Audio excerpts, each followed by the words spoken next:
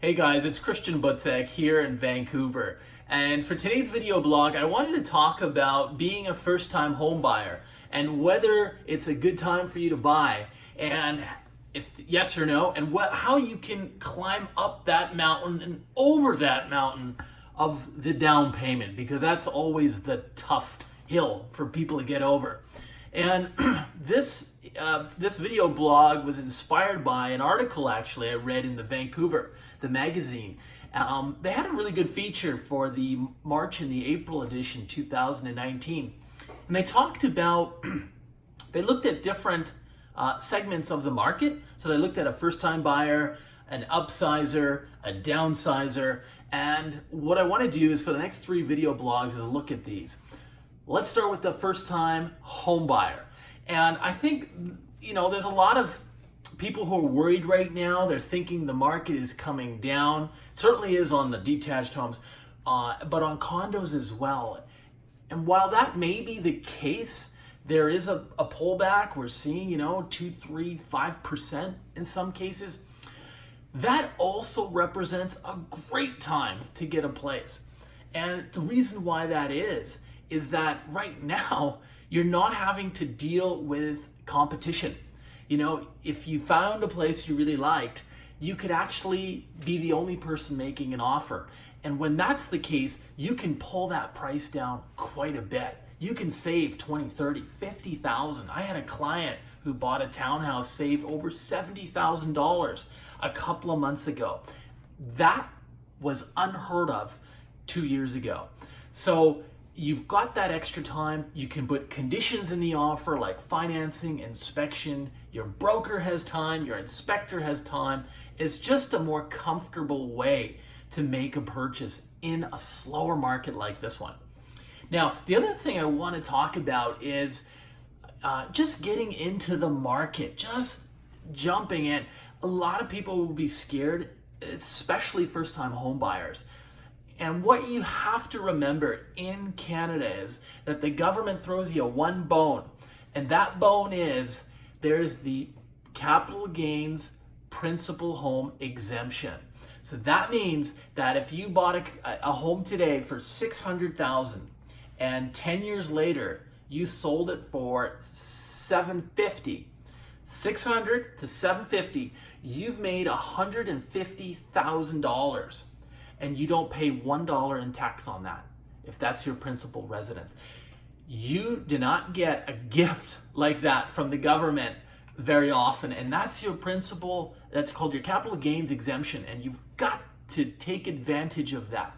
When you pay your landlord's rent, that is money that you are basically, open the window and throw your money out because you never see it again. So very important that you do this for your future. A fun way to think of this is that your capital gains are actually an invisible income. Imagine like an invisible brother or sister working for you, and after 5 or 10 years or more, they give you $100,000. And, and it just, you think, where did this come from? Well, it was the market appreciation that did that for you. So really take advantage of that. Now, you might be saying, well, Christian, that's great, but saving for a down payment is onerous. You need to save $100,000. You might have to save $200,000 if you're trying to buy an $900,000 home. I get that. It's not easy, especially in a world city like Vancouver. So what do we do? What are some options that we could do? Well, 9 out of 10 of my clients, they talk to their parents. And there's no shame in that. Your mom and dad really want to help. And I think some clients I've had have said, no, I'm doing this all on my own. If you were in Winnipeg or Edmonton, by all means. But in Vancouver, I really believe it's okay to get a helping hand from your mom and from your dad.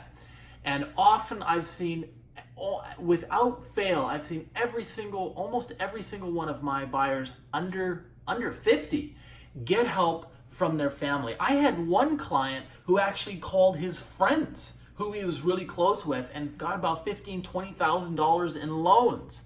And this was enough to just get him a down payment so he could buy a place in New West. So anything's possible. You got to think outside the box on this one, guys. Now, other options, other ways you can do this. For my wife and I, what we did is we just cut costs to the bone and we worked our asses off. And what happened is we went from saving $2,000, $3,000 a month to $8,000, $9,000 a month, and we just kept at it, and we kept at it, and we kept at it, and that's how we built our down payment.